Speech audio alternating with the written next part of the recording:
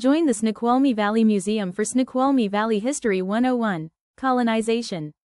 In our previous video Our Beginnings we explored the reshaping of the valley during the Ice Age and some of the history of the Snoqualmie tribe and other Coast Salish peoples before contact with European and Asian settlers of the latter half of the 1800s. This video will focus on colonization within the Snoqualmie Valley. The Snoqualmie tribe was, and is, an integral part of the communities in the Snoqualmie Valley. They have requested as much as possible to tell you their own history in their own time. Some of their history will be covered in this video because Snoqualmie Valley history is also Snoqualmie tribe history, and Snoqualmie tribe history is Snoqualmie Valley history. The two cannot be separated from each other. Still, out of respect for the Snoqualmie tribe's right to tell their own history, this video will focus more on the new arrivals to the valley and their impacts rather than on the Snoqualmie tribe and how they were profoundly affected by colonization. This video has not been reviewed by the Snoqualmie tribe and, as such, may contain errors or not tell the whole story, as the period of colonization was very nuanced in terms of how cultures interacted with each other and how individuals and communities navigated politically to deal with the changes occurring. To learn more about the Snoqualmie tribe, please visit snoqualmietribe.us. By the time the first written description of the Snoqualmie Valley was created in 1850, there had already been at least 120 years of cross-continental cultural impacts affecting the ways of life for those living in the Snoqualmie Valley. Horses had been introduced by the 1730s, changing travel patterns and travel times. New diseases had spread through trade networks, drastically killing large segments of communities throughout North America. Empires in Europe fought over claims to the valley without ever having one of their citizens set foot on the land, nor speak with one of its residents. And international businesses exploited the land for fur and food to serve the elite across continents. It was not until the late 1840s and early 1850s that American settlement began impacting the Snoqualmie tribe on a day-to-day level. The first Americans to travel through the valley seemed to be Washington Hall in 1848 and then Samuel Hancock somewhere between 1849 and 1851. Both were beginning surveys. They were soon followed by the first American settlers arriving to King County. On September 14, 1851, the Collins party settled on the mouth of the Duwamish in present-day Seattle. Luther and Diana Borst Collins' young daughter Lucinda would one day become the first European-American woman to settle in the Snoqualmie Valley. And Diana Borst Collins' brother Jeremiah Borst would be one of the very first settlers in the valley. During the 1850s, both United States military officers and local settlers led expeditions through the Snoqualmie Valley to survey potential routes across the Cascades and locate Snoqualmie Pass, in hopes of finding the lowest pass to build a military road and later a transcontinental railway, which would assist in the colonization of the West Coast. Army Captain George McClellan and Lieutenant Abiel Tinkham, 1854, as well as Seattle businessmen Dexter Horton and Carson Boren, 1855, attempted to survey routes through Snoqualmie Pass. Several mistakenly took the higher Yakima Pass just south of Snoqualmie and were stymied by the difficult crossing. National disputes that would lead to the Civil War, as well as local conflicts over treaties between tribes and the federal government, slowed efforts to develop a trans-Mississippi route. Finding a route through the Cascades would lead to a transcontinental railroad from the east to the west coast. If found in time, it could have been the first in the nation, leading to great wealth for Puget Sound and the region. In their 1855 survey, Dexter Horton joined others on an expedition to find the best Cascade Mountain Pass. The party traveled to Squak, Issaquah, then to Snoqualmie Falls, where they divided into two groups. One team used a traditional Indian trail, the other, the old Hudson's Bay Pack Trail, also an Indian trail. The teams met at Lake Cache-Lass, parted again, and returned to Seattle to discuss their efforts. On January 22, 1855, near Mukilteo, the Treaty of Point Elliott was signed. The 1855 treaty created a government-to-government relationship between the United States and the Native American tribes involved in the treaty. The United States Senate ratified the Point Elliott Treaty in 1859. The Treaty of Point Elliott guaranteed hunting and fishing rights and reservations to all tribes represented by the native signers. In return for the reservation and other benefits promised in the treaty by the United States government, the tribes exchanged over 54,000 acres of their homeland. Today, those 54,000 acres include the cities of Seattle, Renton, Tukwila, Bellevue, and Mercer Island, and much of King County. At the time of the treaty, Potconum was the chief of the Snoqualmies from the Landing, now known as Fall City, to Puget Sound, and Chief Saniwa was the chief for those living between the Landing, now known as Fall City, and Snoqualmie Pass. The Snoqualmie people, along with other tribes, signed the Treaty of Point Elliott in 1855 with the United States, ceding lands in return for hunting, gathering, and fishing rights, as well as reserved land for their use. These and other treaty promises did not materialize, however, settlers moved in to occupy the lands. Unrest built, and the Indian Wars, also known as the Puget Sound Wars, began. The Indian Wars of 1855 and 56 brought militia and 5 forts to the Snoqualmie Valley. There was concern that the Snoqualmie would join forces with the Yakima and would wipe out the American settlers. The Indian or Puget Sound Wars were part of a broader series of efforts by the nations on the West Coast to expel colonizers. There were also efforts in eastern Washington, British Columbia, Oregon, and California between 1847 and 1858. Known variously as the Cayuse War or Coeur d'Alene War of 1858 or Spokane Coeur d'Alene Pen de Rialpalouse War or Yakima War, the Fraser Canyon War or Fraser River War, the Rogue River War, the Klamath War, and the California Wars. Here in the Snoqualmie Valley, Fort Alden was built at Meadowbrook. It is the most substantial local fort. It had an escape tunnel to the Snoqualmie riverbank. Fort Tilton was just below the falls. A third fort was also built near Falls City, known then as the Landing, as Fort Patterson. Located about a mile downstream from the Landing, at the mouth of Patterson Creek. Fort Smalley was built at what is known now as Tollgate Farm in North Bend. Each fort was built at or near a Snoqualmie village site. A Snoqualmie Tribe Perspective from McKenna Sweet Dorman in the Snoqualmie Tribe's Winter 2018 News Magazine. The 2 years following the signing of the treaties brought unrest amongst the tribes and settlers who moved in and took over the land we have called home since time immemorial. After our lands were ceded, our people waited for the promised reservation while continuing to live with the lands as we always had. We fished in our rivers and hunted in our forests. We gathered our medicine and continued to carry on the teachings from our ancestors. As our people waited, it became apparent that the terms of the treaty were not being fulfilled, and a war broke out between many of the tribes and the settlers, and eventually, the U.S. government. Potkanum was a leader chosen to speak for Snoqualmies, Skykomish and Snohomish for the signing of the treaty.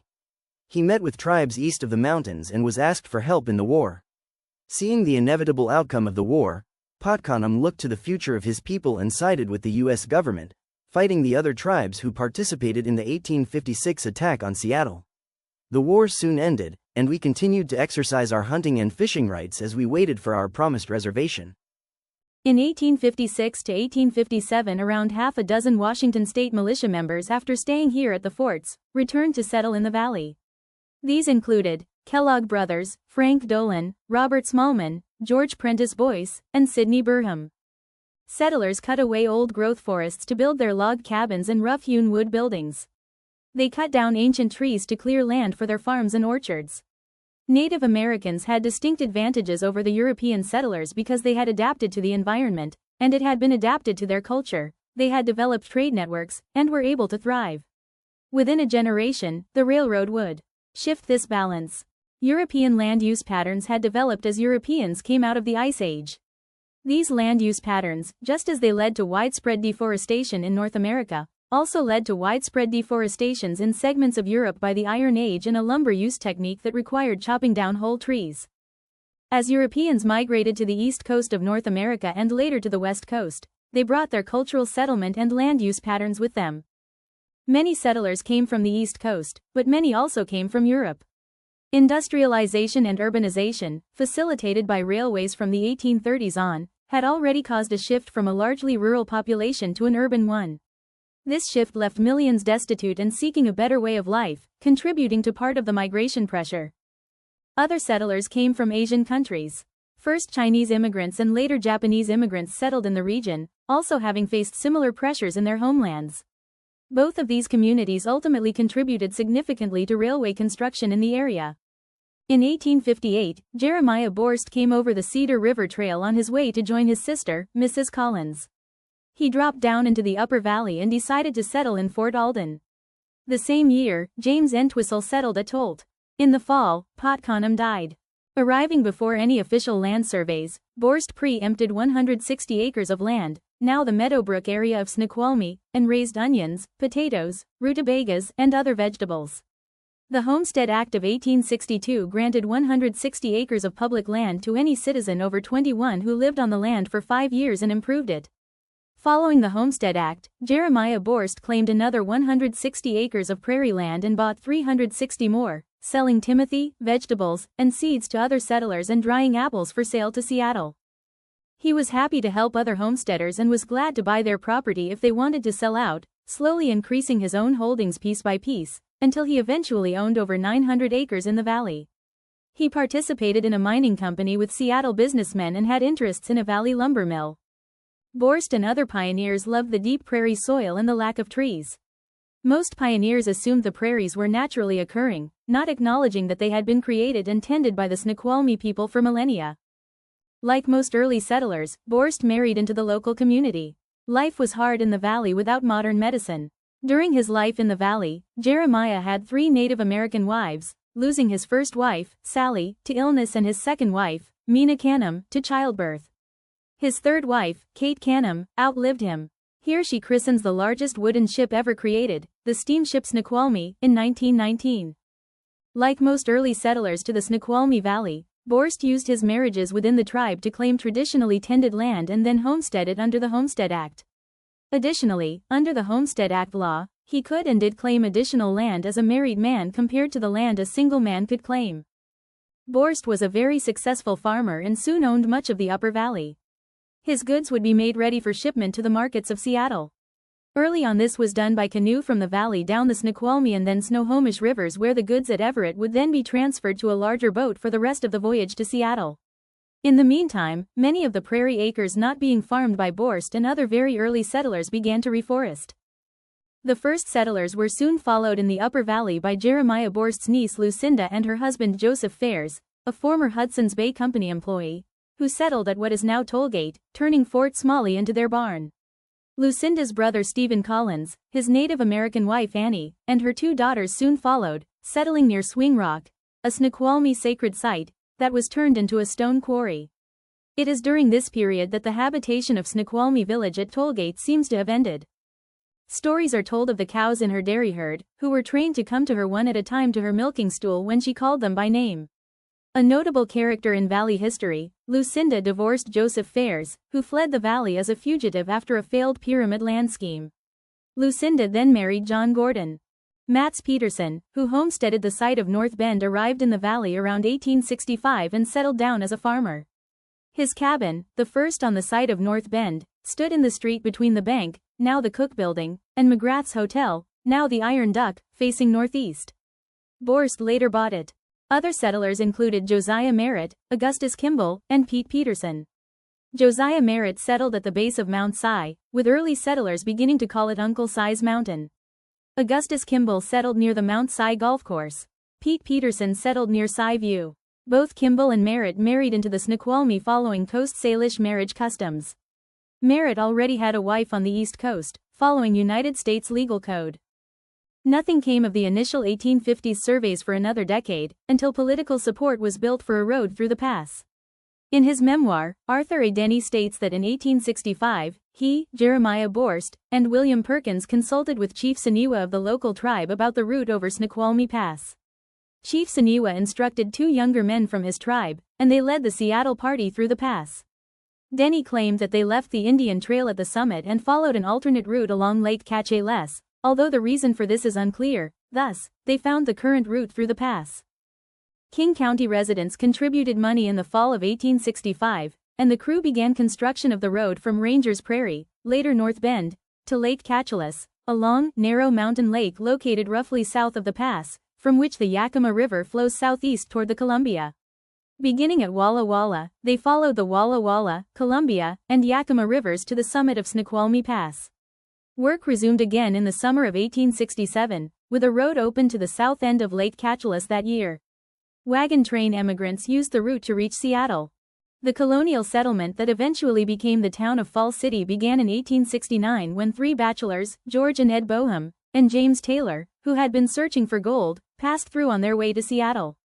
Something about the lower Snoqualmie Valley was inviting. After restocking their provisions, they decided to return to the area on the Snoqualmie River, approximately 200 yards downstream of the mouth of the raging river, known as the Landing.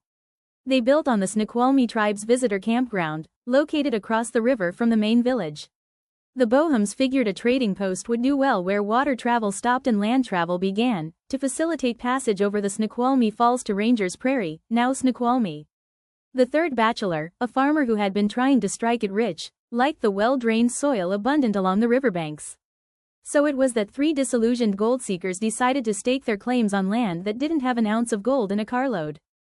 In December 1869, M.S. Booth drove 200 head of cattle across Snoqualmie Pass to Seattle. Even though 3 feet of snow covered the pass, Booth lost only 4 head of cattle. On October 22, 1870, it is reported that during the previous year, more than 1,200 head of cattle were driven from Yakima Valley to Puget Sound. Most, if not all, of the cattle went over Snoqualmie Pass. Many of these cattle were fattened on Borst's land before finishing the drive to Seattle. They were driven on the same routes that had been used since the 1820s to drive cattle from eastern Washington to the Puget Sound for the Hudson Bay Company.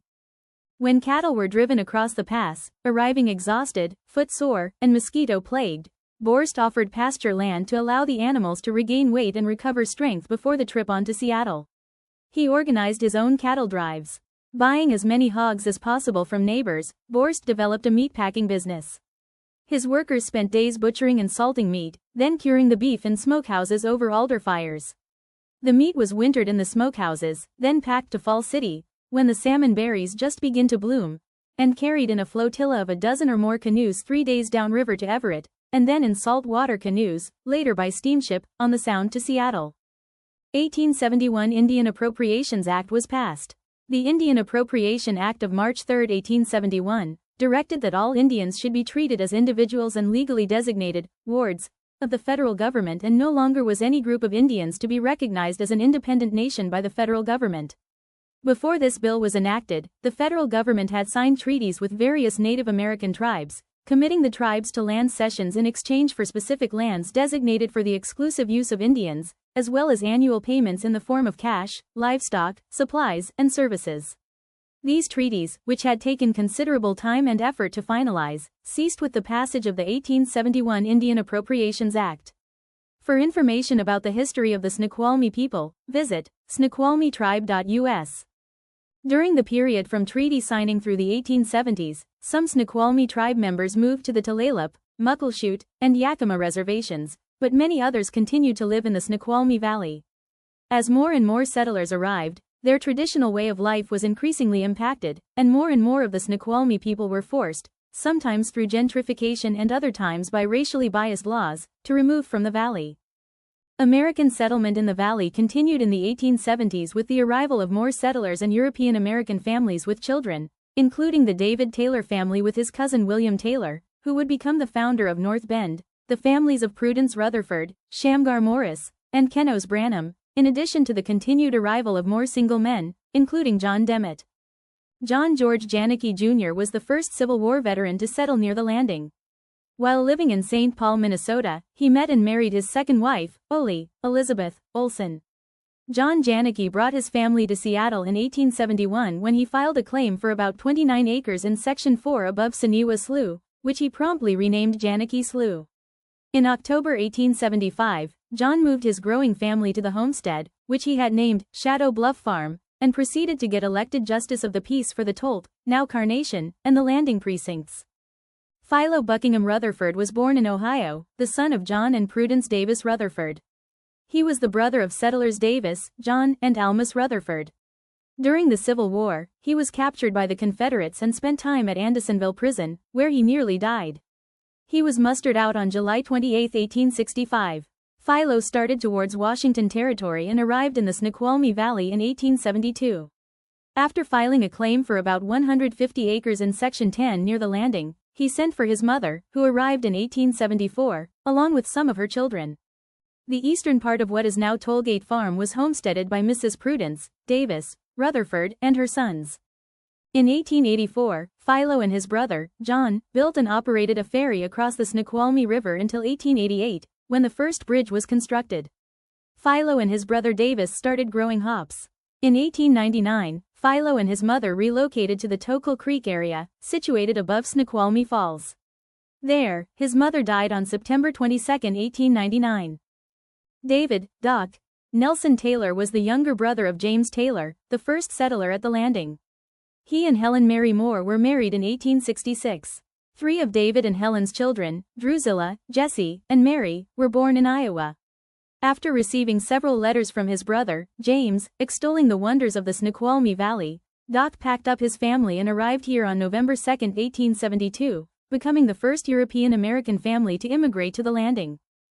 Doc's cousin, William Taylor, who later platted the town of North Bend, traveled with them to the landing.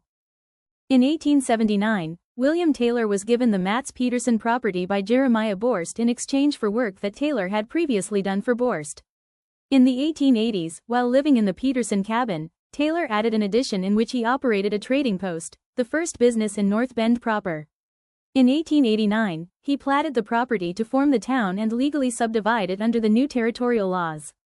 For a short time after arriving, the Taylor family lived in James Taylor's log cabin, where Ernest Taylor was born on December 3, 1873, the first child of immigrants to be born at the landing.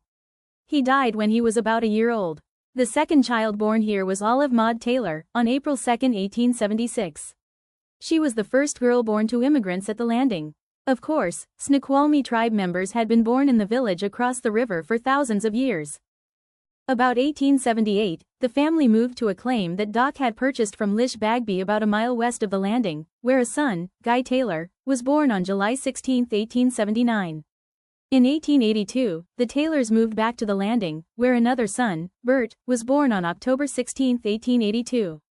Dick was born in 1885 and died shortly thereafter. In 1903, Doc built the Taylor House, which still stands on River Street between James and Main Streets, Block 3, Lot 6. Helen Taylor died on April 8, 1904, and Doc died on June 15, 1923. Doc and Helen were buried in the Fall City Cemetery. To be continued in Snoqualmie Valley History 101, Colonization Part 2, as this video has become longer than our editing software allows.